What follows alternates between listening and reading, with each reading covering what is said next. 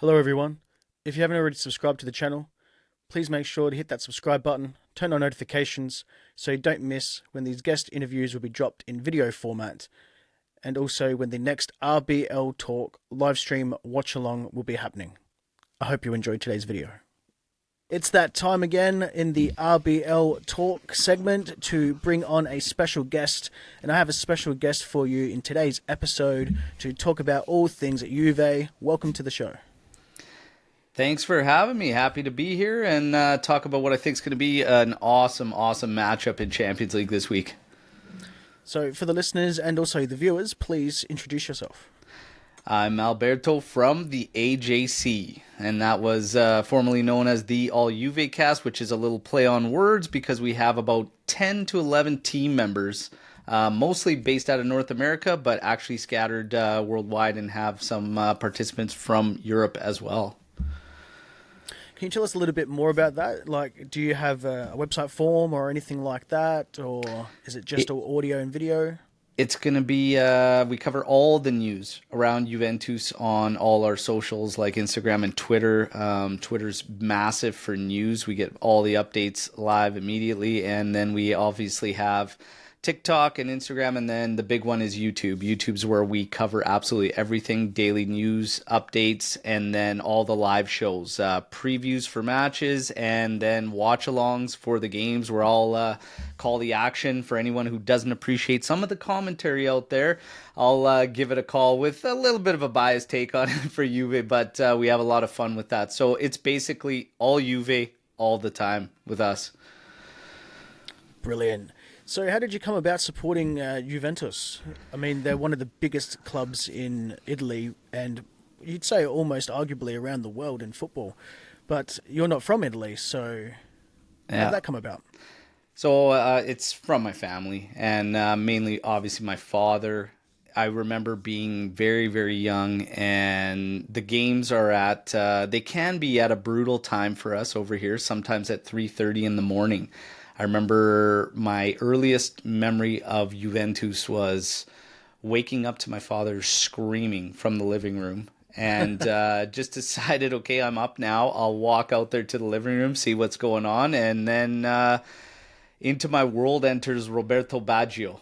And from there, it just kind of took off and became a thing where I liked watching the games with him. And yeah, a couple years later, it really, really high. And I'm probably going to age myself, but the Champions League victory in '96 is where it all kind of really skyrocketed after that.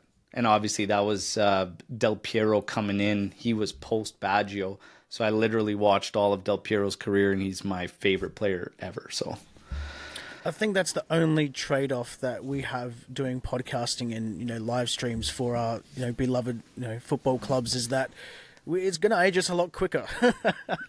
And you said that you were up at 3:30. Is that 3:30 a.m. or is that 3:30 p.m.? that'll be 3:30 a.m. for us. Sometimes they'll be at 3:30 a.m. and oh yeah. It's good to see someone who's with the dedication as well, like myself. I'm normally up at those times as well. So if I wasn't having to work, I was actually going to do a live stream of our fixture coming up on, I believe it is Wednesday night, Thursday morning my time at about 5:30, 6:30, something like that. I think the game starts. Actually, I think it's a little bit earlier than that, 4:30 to 6:30 in the morning, I believe. So, because I'm in Central Australian time, so currently at the moment it's 11:12 a.m. It's actually nice to do a recording at a reasonable time, so I appreciate that. Thank you for that.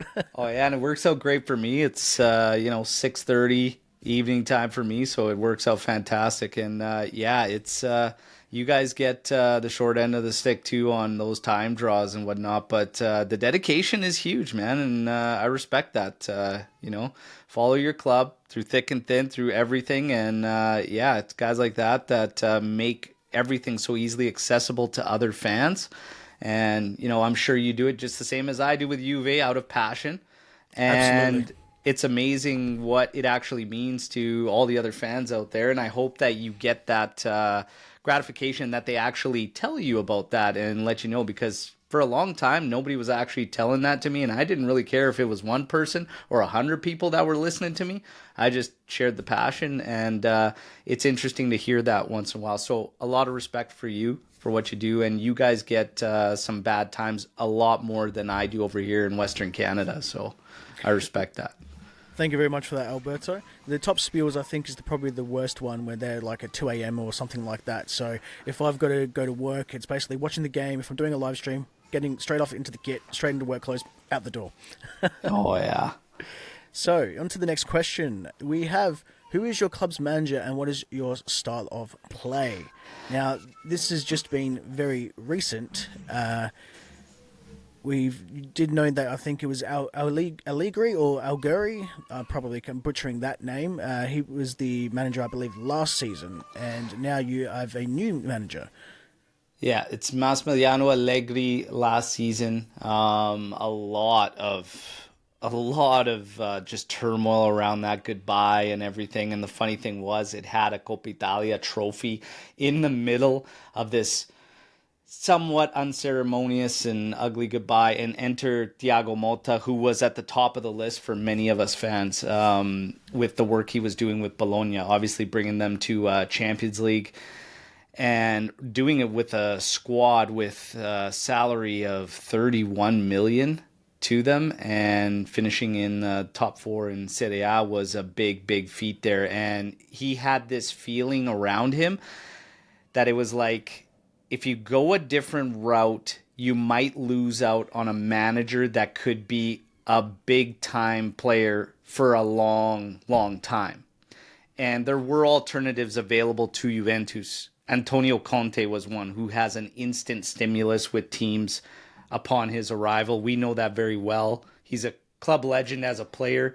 Excuse me, he got it done with us as a manager too, sparking the decade of dominance with 3 straight Scudetti from 2011-12 to 2013-14. He did a fantastic job, but we went with Motta. And the funny thing about him was, I think there was a misconception with many fans as to what we were going to get for style of football, because they were watching Bologna. Bologna was doing very well. They were scoring some very nice goals, and when they scored goals, the plays looked just beautiful. It looked very modern and whatnot, but I could always tell watching those games, watching that team, because there's a big difference when you play with the bigger clubs in Italy, the ones with more talent on their roster, as opposed to playing with a side like Bologna with no disrespect intended to them, or some of those smaller sides, but it's a lot different. So what we're seeing now is what he actually is. And I knew that from his time at Bologna, and that is a defensive first manager. He is defense first. He just has a really good blend of balance.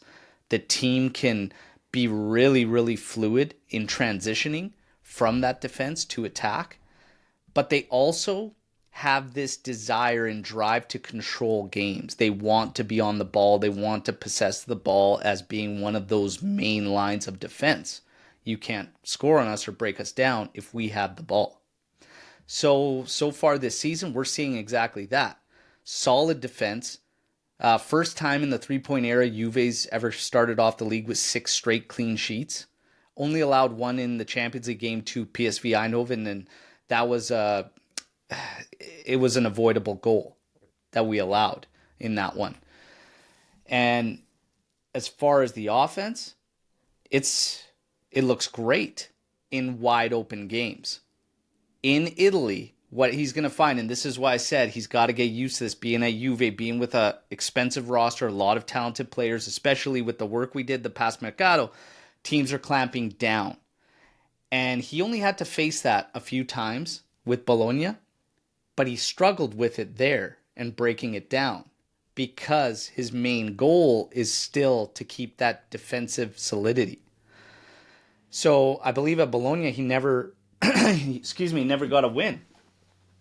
In those 6 or 7 matches, he got a couple draws, a few draws, a couple losses, and one at the hands of a team that was fighting for relegation. 3-0. Got absolutely blown up, and they only touched the ball 27% possession.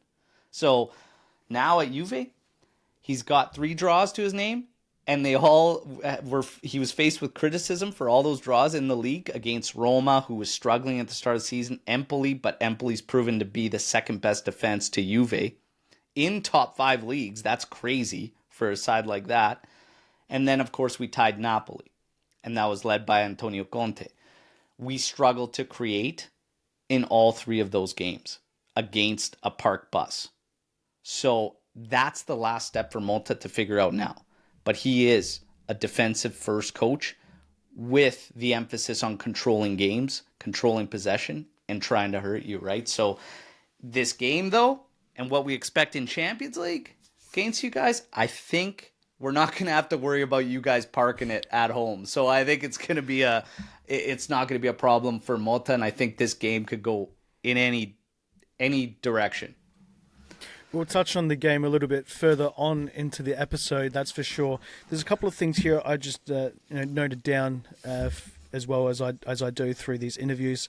So you mentioned Antonio Conte. He was one of the managers that I had a suggestion for if we didn't have Marco Rosa, as I had a fan segment a little while ago that mentioned if Marco Rosa was to ever leave, what managers would you be interested in getting? Antonio Conte was one, although he is being taken away from Napoli at the moment. He also said is defensive first, as in Thiago Motta, your current manager. I do believe that is a very good, how would I say it? Good way of dealing with things as a philosophical, get the word out properly, way of being a style of football. If you can have really good defensive, then you can focus on your possession and your attack and everything from that, because you know that it's going to make it very hard to concede. Now, a little bit more about Thiago Motta. Was he an ex-player for Juve as well? He didn't play for Juve. And this rubbed some of the fans the wrong way because he played for our rivals. He was with Inter during their treble season. And some connect him with Inter, who are, of course, one of our main rivals. There's a lot of hatred there between fan bases. But he spent 53 total games with Inter. He played everywhere at a lot of different clubs, spent a lot of time with PSG and whatnot. So he's kind of associated with a lot of other clubs, but because of the hatred between the fan bases, especially after 2006, that was kind of one of the sour spots around this signing for some of the fan base. For a lot of us that have seen Motta go and play at a lot of different clubs, it didn't really bother us too much. But he was not an ex-Juventus player. Just before we move on with Thiago Motta, is there any questions about him as from a perspective from either your perspective or from the whole Juve community? As in, is there any questions of his managerial style, or if it's going to work out, or any question marks or any clouds over the tenure currently at the moment, even though it's still quite early on? Absolutely. One of the main ones was exactly this, what we're seeing, Champions League added in. Obviously, last year we spent the season without European football, and now coming back into it and bringing in a manager that needs to learn how to manage some bigger egos, a lot of just a completely different place, environment than Bologna.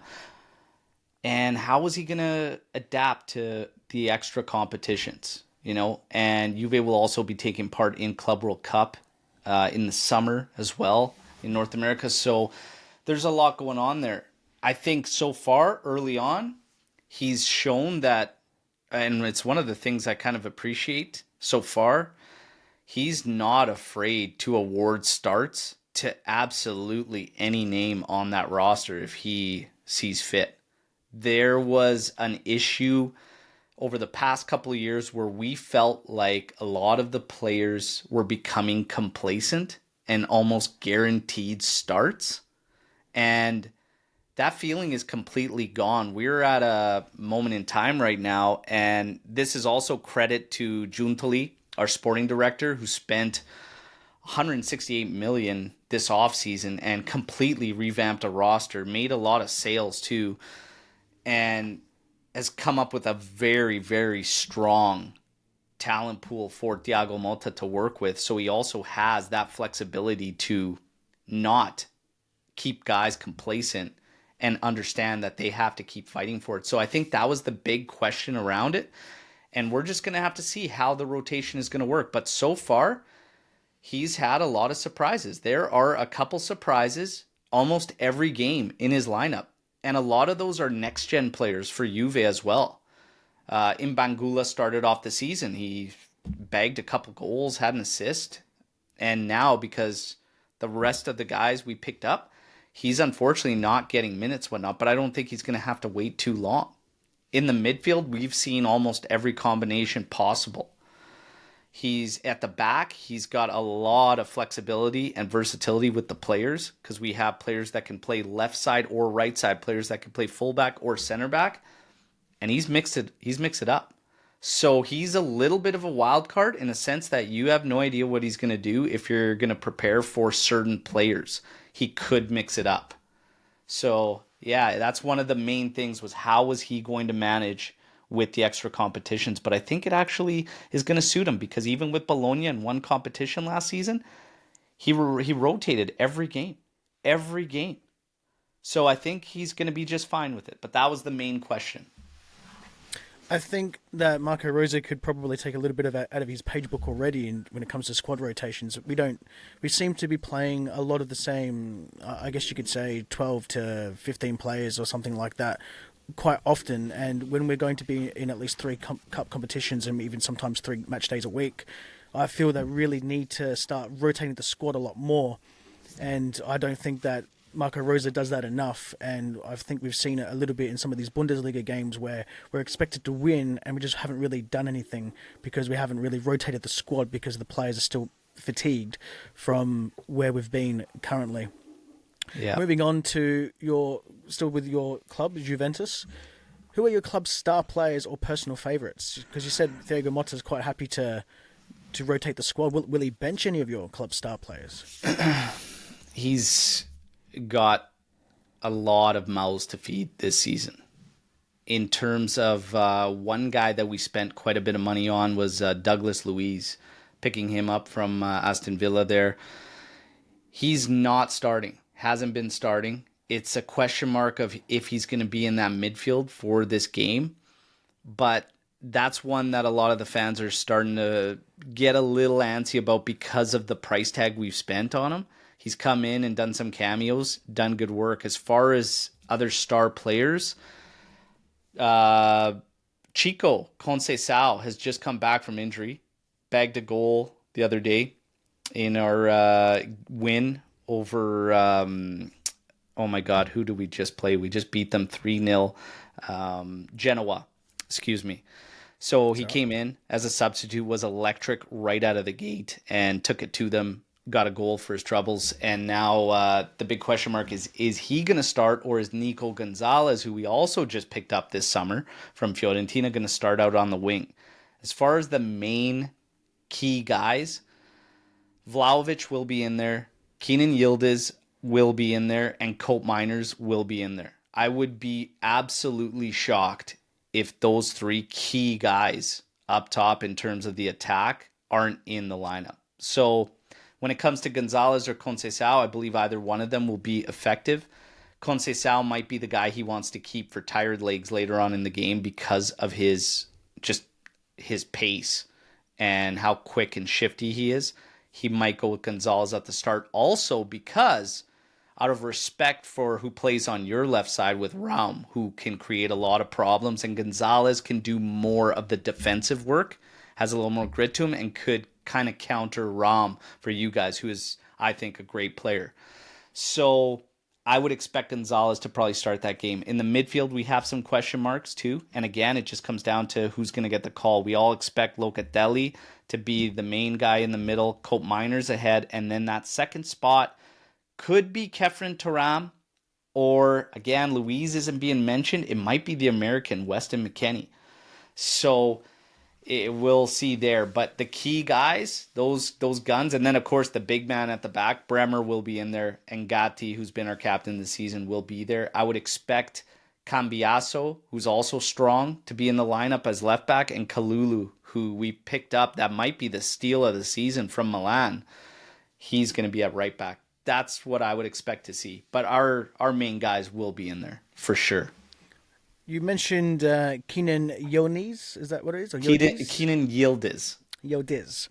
So, how do you rate him as a player? He's still quite young. I saw him come through the ranks of the Bayern youth system, and then you guys picked him up. And he's been on the player watch for the preview here on the RBL Talk podcast leading up to it. So with the player watch, it's not always the biggest or best player. It's just one of the players that I feel that should be a standout that you just keep an eye on during the game. What's your take on him? Keenan Yildiz is an incredible talent. We picked him up from Bayern's youth system. He went to our Primavera side and immediately was just too good for them. Too good. And he went to Next Gen, which plays in third division in Italy. From there, it was like, okay, we're going to get him integrated into the main side. There was a lot of contract talks and discussions. This kid got sped through everything. Wojciech Szczesny, our goalkeeper who retired, who, by the way, might probably end up joining Barcelona on Monday. Anyways, I saw that. yeah, he actually said Keenan Yildiz could win the Ballon d'Or one year, and that's just his take on him as a talent and what he's seen in training and everything. He says he's different levels, right? As far as the games go, he is a very, very strong dribbler. He's very, very good. He can be very dangerous, but there's still, you see the green side of him where situationally he can make some decisions that at that moment in time is not the right call.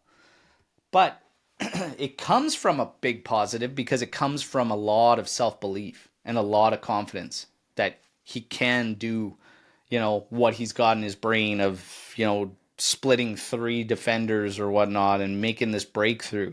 It comes from a big positive, but there are still situational issues that creep up here and there with Keenan Yildiz, but his talent, it shines through. In open games, again, in Italy, it's a lot different than what we'll see in Champions League and Europe because in Italy, 90% of the games will be clamped down. A lot of the teams in Italy play 3-5-2, and then those wing backs will actually create a 5-man wall across the back defensively for their shell.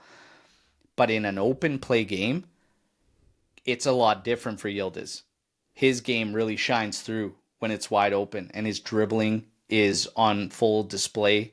So I think when a player, if you watch this kid in Italy versus in Europe, you almost think it's not the same guy.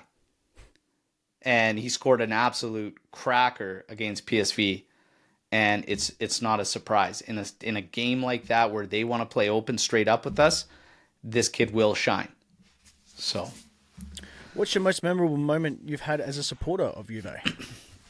Oh, it's got to be the last Champions League we won, 1996. That was incredible for many, many reasons. Number one, it was probably the first time I actually saw my dad get emotional around the club and everything, and my kind of fandom, just like when I saw that, just elevated as well. But definitely the Champions League victory in 96 was massive. This past stretch, 2011-12 till when it ended with Sarri as the coach, like 9 straight league titles as well, was pretty epic. I don't think I'll ever see another club in Italy do it for the rest of my days or ever come close to that. So those two for sure.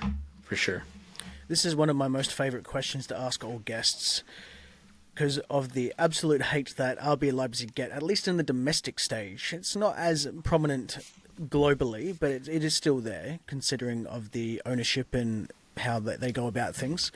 How do you feel about us, the club, and be honest? Right now, I like you guys. Thank you. I think you have a good pool of players. There's about 4 I really enjoy watching. I like the approach that you guys move forward with in games. It's a good watch. It's a good brand of football to watch. So yeah, and as far as this game and coming up playing you, from our show, and we literally did our live podcast this morning, and we were talking about going into this game and everything and what we expect. And we expect you guys to be, there was a lot of respect there because we said we have to be weary, and no disrespect to PSV, but we said this will be a better test for our defense than it was against PSV. We know that you guys have a really good transitional game from the defense to attack. Into attack, you can counter very, very well, have very, very good players to work on the counter, and we think that it's going to be a bit of a threat. And we don't expect you guys to just settle for us controlling the ball and dictating a lot of the play. So that's why we were saying on our show today, we think it's going to be one of the better watches for this round in Champions League, especially for a neutral. Our fan bases might not think so because we're going to be nervous. I think this game could go either way. But yeah, there's a lot of respect there with how you play the game and the talent that you actually have on the pitch. Yeah, we just recently beat Arnsberg. I had to think for a minute there. 4-0 as well. So after some really lackluster 0-0 draws in the Bundesliga, we're back on track, now sitting second right behind Bayern Munich. Have you attended and cracked the Leverkusen streak there as well to kind of kick things off? That was a nice one. Yeah, with that one, I said it had to be us, didn't it? You know, the most hated team domestically had to beat the team that has been undefeated, domestically for, I think I quoted the exact number. I think it was over 462 days or something like that. Now, why the most hated club domestically? I'm curious. So domestically, it's because all Bundesliga clubs are owned by the supporters. So RB Leipzig get around that like some other clubs, but so for instance, Wolfsburg is owned by the company Volkswagen, and there's a couple of other clubs as well. Bayer Leverkusen is owned by Bayer Pharmaceuticals, but they originally started out as company teams. Okay, so when RB Leipzig came along, we weren't a company team. So Red Bull actually brought a team from the 4th division, I believe it was, or even below that, and then they build them up to what they are today. And they get around a 50-1 rule where if you are a member of RB Leipzig, which I wouldn't even classify it as a member, so to speak, you don't actually have a voting say in how the club is run. So, and everyone just hates that, and then how well we've been in our short 15-year history as well. So, we've gone back to back in DFB Pokals, where since entering the Bundesliga, we've dropped no lower than, I believe, 6th on one occasion. First year was runners up to Bayern Munich, that we could have actually won the Bundesliga in that year. We were good enough for that. So basically, that's how everyone appears there, and we know we're all just customers. We're a plastic club and all these type of things like that. Like, this podcast gets an absolute ton of hate for it. I just take it on like a water off a duck's back. I quite enjoy it. I've been told I'm an RB like Red Bull employee, which if I'm not getting paid enough to do that. You know what though?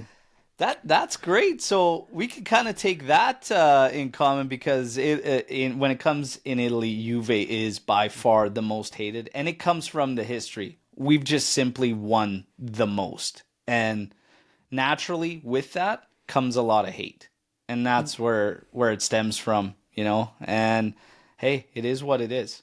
I'd rather be winning and hated than liked and not winning anything. So. Is what it is. Well, that's right. And that's when I also say to people as well that at the end of the day, that yes, it would be nice to have the members or the supporters, people paying the bums in the seats, to be able to have more of a say on how the club is run. But when you look at it in the other perspective, from a company point of view, they're not going to want the team to be poor. So they've got guidelines that they want. I think they could probably push higher and do more for the area of East Germany as a whole a bit better, and maybe someday they'll restructure it, like I said once before, that maybe you could turn around and do a like 48% or something, and then like a not profit for the other couple of percentage that in there, and that not profit helps out team in like youth system and stuff like that, and getting football on the map in East Germany. But I'm just going to take it how it is, and I'm not going to tell how the company how to run their show, because they know what they're doing. So there you go. Have you attended any games yes. at all? Juve games? At the yes. at the new stadium, the Juventus stadium, and the old one as well, or? At the new one, not Delle Alpi. So yeah, I attended in the new one. It was 2018. I was actually in Italy for my honeymoon. We traveled through Italy for 3 weeks, and I definitely set up a game in Turin, and that's kind of where our trip ended. It was awesome. It was Juve versus Milan. We won 3-1. It was brilliant. Everything about it was brilliant. And it's a big trip from over here, west coast of Canada, to get over there. It's expensive. Everything's expensive. Our dollar versus the euro, etc. But it was a pretty surreal feeling. Being in attendance, watching everything, and just hanging out in the parking lot even before and just taking in the entire atmosphere. But the second I walked through the gates and then made it out onto the concourse, just like a flood of emotions of actually being there. And a lot of memories, of course, with my father and whatnot of just all the years getting to this moment. And getting to watch it was incredible. And during that season, we still had Gigi Buffon around. So to be able to watch him in person play was amazing for me. He's my GOAT as far as all time and goalkeepers and whatnot. For me, he's the absolute best. Paulo Dybala was around, scored a goal that game. It was awesome. Everything about it was awesome. And the Curva, we didn't have any problems with the ultras at that time, so the place was just rocking. Even to just take that in person, it's incredible. It's great stuff. I wish I could go there more often. Hopefully one day, when things calm down with the family life and the kids get a little bit older, I can make it over a little bit more frequently. But it's amazing. It's amazing. And have you attended Leipzig game? No, I haven't actually attended any RB Leipzig games. So the last time I went over to Germany was before the global thing that happened shall not be named. Yeah. Before that happened, I think 2015 or something like that. So, and I was only there to see relatives. So yeah, it was a good time to go back there. But I was only there for a week, and it was during like the off season period, so there wasn't really much going on. So it's disappointing, but it's definitely going to be on the bucket list to do. I've got some things planned once I do end up making that trip. I just can't say when that's going to be, because with my day job, unfortunately, we're few and far between. So with what I do for a day job, we don't have many people that can cover us, and then I have to make sure I get it weeks in advance. And then if I'm going to go and go do it, I'm going to go for like a month or something. So nice. I'm not just going to go for like a week or something like that. I'm going to go for a while. So it's definitely on the bucket list, and it's definitely going to be happening someday before I go. And yeah, the podcast will be there doing some live things over there once I'm there, that's for sure. That'll be beauty. That'll be beauty. So with the upcoming fixture now, we're getting straight into that right now. With the upcoming fixture against us, what do you want to see from your team's point of view, I should say? I'd like to see us hopefully control it. I'd like to be on the ball more than you guys, and I'd like to see us be able to cause some damage and hopefully still keep that defensive solidity.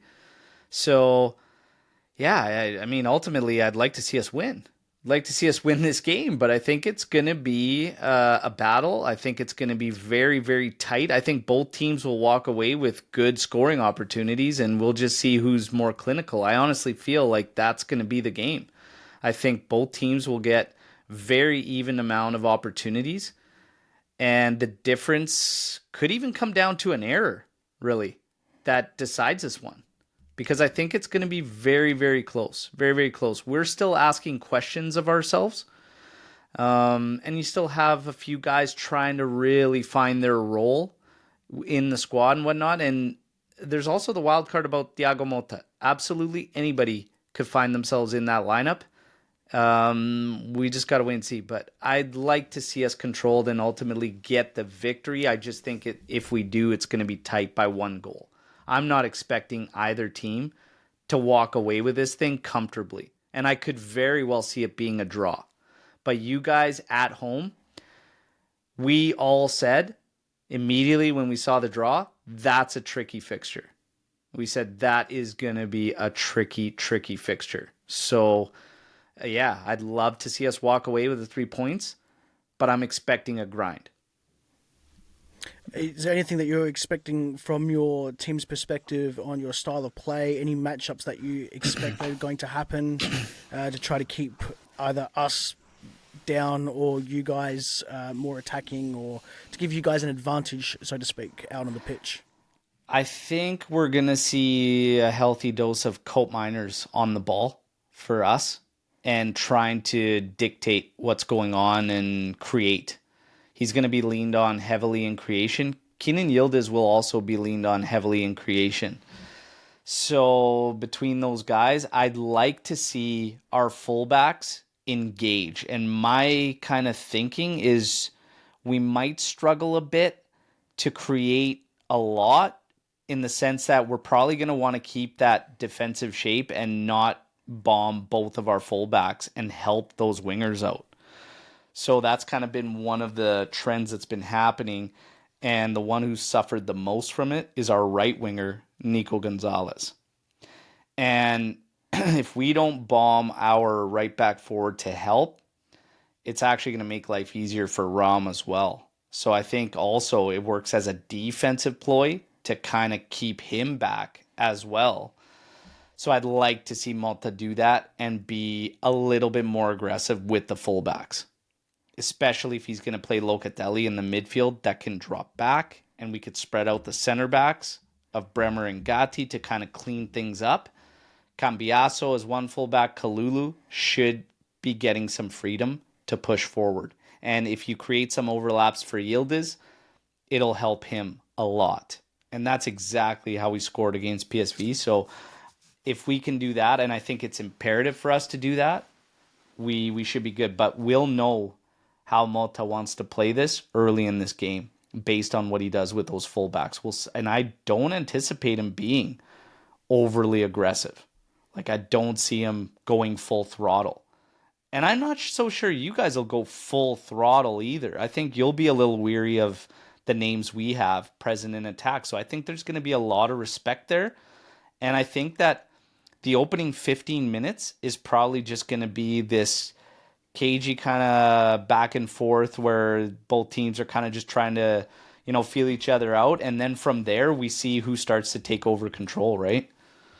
Yeah, that's pretty much what I'm expecting for the first 15 minutes as well, especially to see a new manager as well and how they're going to line up. They've never met each other at all, period, including the clubs, so they're not going to know what to expect from one another. What do you expect as a lineup formation? Are you going to be defensive or like a back five or something like that? Or he's not going to vary from that. It's going to be a variation of a 4-3-3, and they usually are 4-2-3-1s. However, he could sometimes, and this is where the big question mark is, it could be a 4-1-4-1 where he advances two midfielders ahead of the deep lying one, which could be Locatelli most likely, and Cope Miners is expected to be one of the other forward mids.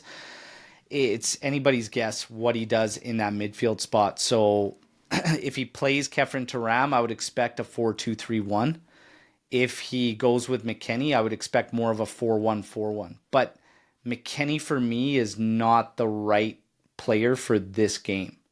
I could see him playing Turam and putting him in a double pivot next to Locatelli just to try and break up your counters and break up your transition game and your attack.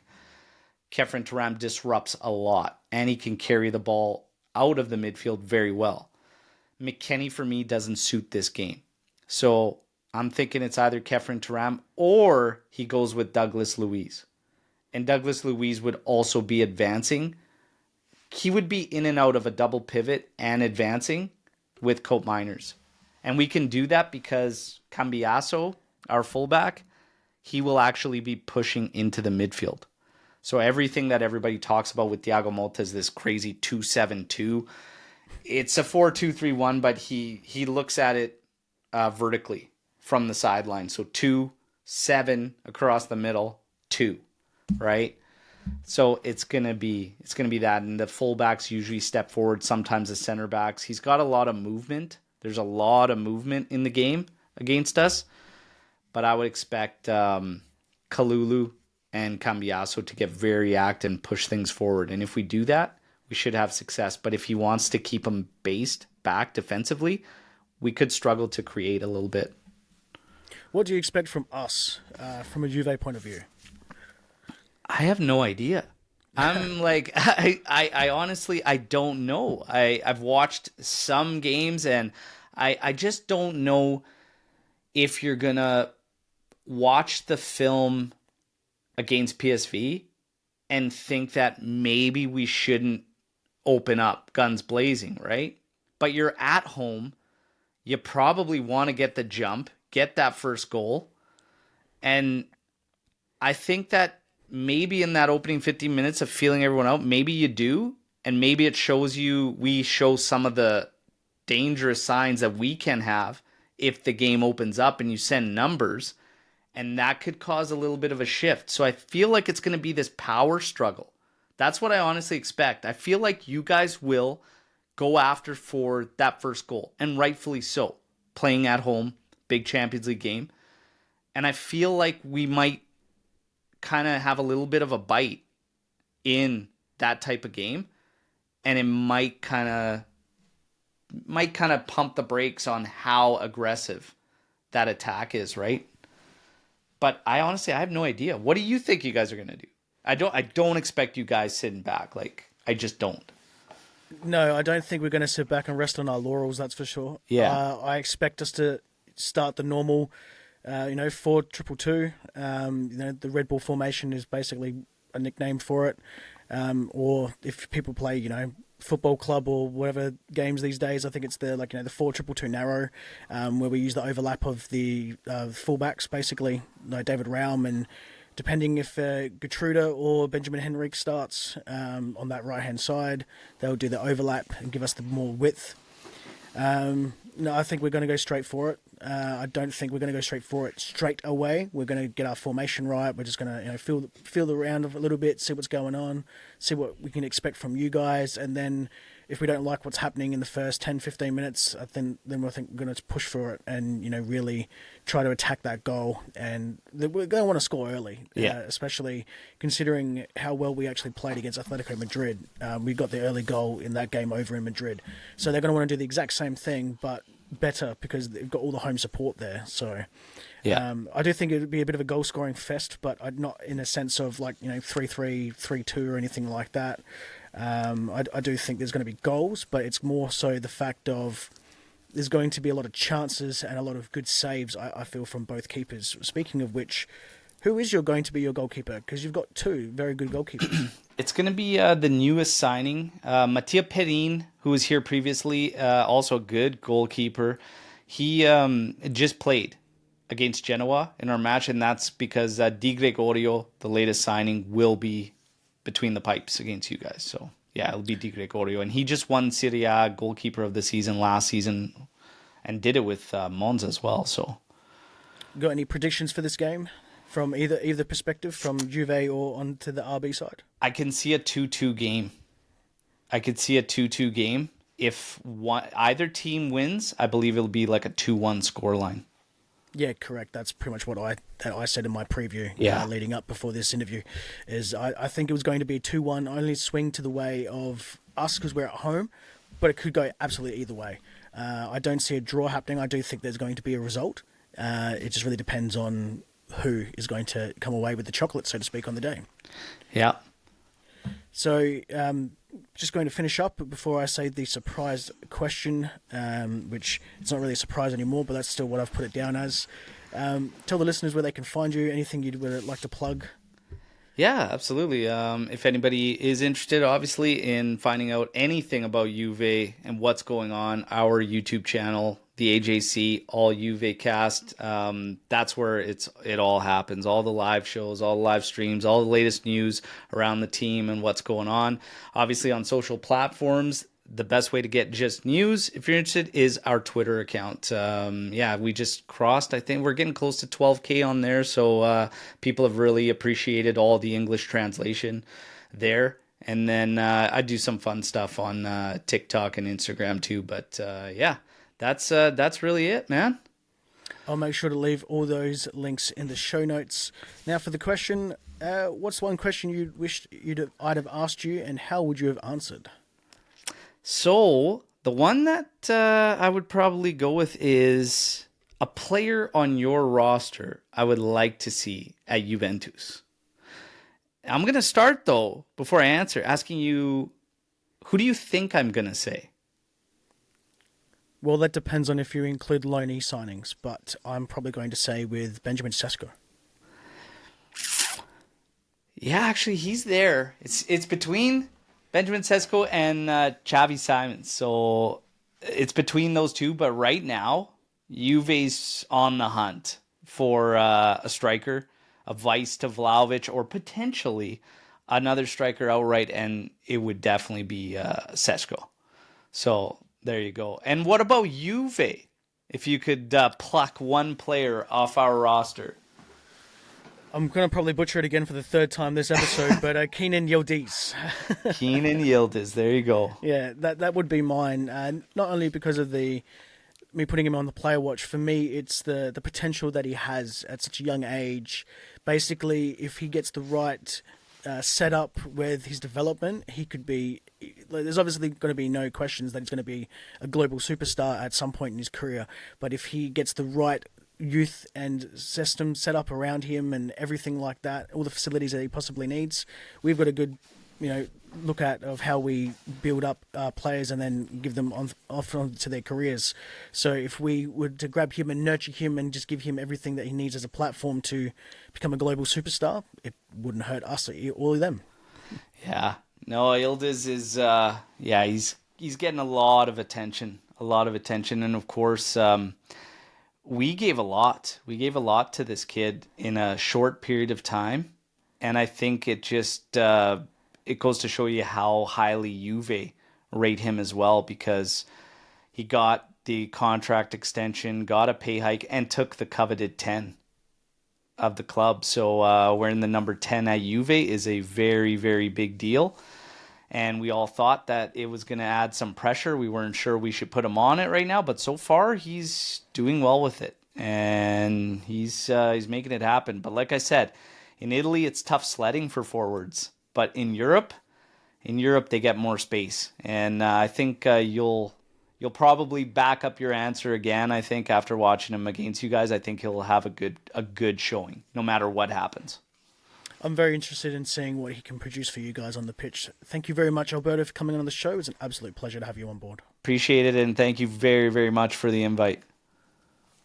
If you're watching this on YouTube, please make sure to like the video if you want to see more guests like this one, and check out all the links in the description to find Alberto and All Juve Cast. Until next time, I've been Justin Crozer. Bye-bye for now.